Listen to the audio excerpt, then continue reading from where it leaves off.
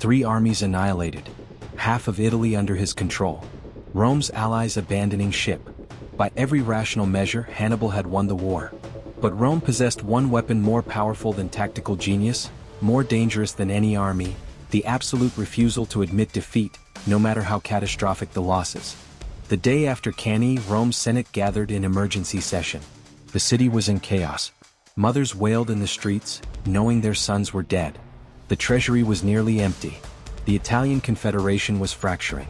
Every road into the city carried refugees fleeing Hannibal's anticipated march on Rome itself. Any rational government would have done the obvious: send ambassadors to Hannibal, negotiate peace terms, accept Carthaginian dominance, and save what could be saved. The Senate made a different choice. They passed a law forbidding anyone from even mentioning the word peace, while enemy armies remained on Italian soil. Speaking of surrender became treason. Discussing terms became a capital offense. When Hannibal sent captured Roman prisoners back to Rome with his peace proposal, reasonable terms, moderate tribute, recognition of Carthaginian power, the Senate refused to even receive his envoys. They wouldn't negotiate. They wouldn't discuss. They wouldn't acknowledge that Hannibal existed as anything other than an enemy to be destroyed. Then they did something that revealed the depth of their defiance. They ransomed back some prisoners from Cannae, but not all of them. The soldiers who'd surrendered too quickly, who'd shown cowardice, who'd failed to die fighting, those men were exiled. Rome didn't want survivors who'd failed to choose death over capture. The message to every Roman, to every soldier, to every citizen was crystal clear: we would rather die than admit defeat. There is no acceptable surrender. There is no honorable compromise. Victory or extinction. Nothing else. It was insane. It was prideful. It was arguably the most brilliant strategic decision of the entire war. Comment below. Can you win a war by refusing to admit you've lost? Can stubbornness defeat genius? Because what Rome did over the next 13 years will answer that question in ways that still shock military historians today. Because here's what Hannibal hadn't understood. His entire strategy depended on Rome breaking. He didn't have enough troops to conquer Italy city by city. After Cannae, he commanded perhaps 35,000 effective soldiers spread across hostile territory with no secure supply lines. He couldn't besiege Rome itself. The walls were too strong, his siege equipment too limited, and even if he took the city, then what? He couldn't garrison it. He couldn't hold it. His plan was never total conquest. It was psychological warfare. Inflict such catastrophic defeats that Rome would have no choice but to negotiate. Make the cost of resistance so unbearable that peace became the only rational option. But Rome's Senate had just declared that they weren't rational. They'd chosen extinction over negotiation. And Hannibal, standing in southern Italy with a victorious but finite army, suddenly realized he'd won every battle and lost the war. Because you can't force someone to surrender if they simply refuse to acknowledge that surrender is possible. The years that followed weren't glorious warfare. They were attrition. Grinding. Unglamorous. Frustrating. Rome stopped fighting Hannibal the way he wanted to be fought. No more massive armies marching to meet him in open battle. No more opportunities for tactical genius. Instead, they implemented what became known as Fabian tactics, named after Fabius Maximus, the general who'd advocated for it from the beginning. Shadow Hannibal's army. Harass his foragers. Ambush his supply trains. Retake cities when he left them. Cut off his communications. Slowly, methodically, patiently bleed him with 1,000 cuts. Don't fight decisive battles. Don't give him the chance to be brilliant. Just make him weaker day by day, month by month, year by year. It worked. Hannibal controlled the countryside of southern Italy, but he couldn't take walled cities without siege equipment. His Italian allies, Capua and others who defected after Cannae, provided some support, but nothing like what he needed. They'd switched sides expecting Hannibal to protect them, which meant his forces were tied down in defensive positions rather than attacking Rome. His army began to deteriorate. The veterans who'd crossed the Alps with him were dying, not in glorious battle but of age, of accumulated wounds, of disease. The replacements were inferior: Italian recruits, freed slaves, mercenaries. The professional, disciplined force that had executed Cannae gradually became just another ancient army. Equipment wore out. Horses died. The elephants, those few that had survived the Alps, all eventually succumbed to wounds, climate, or age. Hannibal couldn't get more. Shipping elephants from Africa required naval control he didn't possess. Subscribe now if you want to understand how even genius can be defeated by time and stubbornness. because what happens next will show you that sometimes the enemy you can't beat isn't the one in front of you, but the one behind you refusing to provide support. Here's the bitter truth. Hannibal was fighting Rome while Carthage abandoned him. He sent desperate messages home, detailed reports, strategic analyses. He explained that with 20,000 fresh troops and adequate supplies, he could finish what he'd started. One more major victory, one more push, and Rome would collapse. The Carthaginian Senate sent token forces. A few thousand men here and there. Never enough to matter. Never enough to change the strategic situation. Why? Because Carthage's government was dominated by the same merchant oligarchy that had always opposed the Barca family. They viewed Hannibal's war as expensive, risky, and, after years without decisive conclusion, unlikely to succeed. They had other priorities: defending Spain, securing Africa, maintaining trade routes. From their comfortable villas in Carthage, Hannibal's Italian campaign looked like a personal vendetta consuming resources that could be better spent elsewhere. This was Hannibal's fundamental problem. He was a brilliant general fighting for a state that didn't fully support him. Rome was a unified republic that could mobilize every resource for total war. Carthage was a fractured oligarchy where different factions pursued different agendas.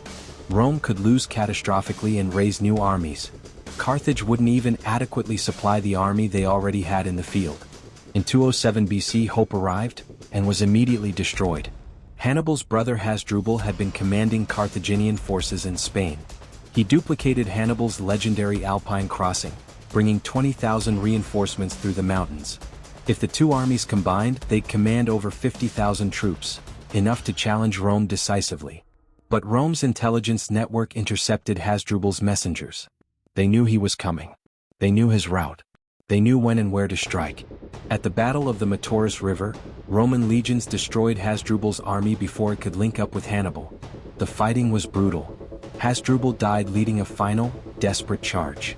The Romans took his severed head, preserved it, and sent it south with a cavalry detachment. They catapulted it into Hannibal's camp. When Hannibal saw his brother's head rolling across the ground, sources say he spoke just 5 words: "There lies the fate of Carthage." He understood in that moment that he was truly alone. No reinforcements were coming. Carthage wouldn't save him. The war he'd fought for 15 years, he couldn't win it. But he kept fighting anyway. For 6 more years he remained in Italy, defending his allies, maintaining his army's cohesion through sheer force of personality. He won occasional battles against over-aggressive Roman commanders. He held southern Italy in a stalemate. But he couldn't win. And everyone, including Hannibal, knew it. While Hannibal was contained in Italy, Rome went on the offensive everywhere else. They systematically reconquered the Italian cities that had defected. Capua fell in 211 BC, and Rome's revenge was terrible. The city's senate was executed. Its population was enslaved or dispersed. The message to every other Italian city was unmistakable: betraying Rome has consequences that last forever. And Rome struck at Carthage's real source of power, Spain. A young general named Publius Cornelius Scipio, only 25 years old, technically too young for command, took charge of Roman forces in Spain in 210 BC. He'd survived Cannae. He'd watched Hannibal fight. He'd studied every tactic, every maneuver, every principle. And he'd learned. Scipio wasn't a traditional Roman general rigidly following conventional tactics. He was Rome's answer to Hannibal: creative, flexible, willing to adapt and innovate.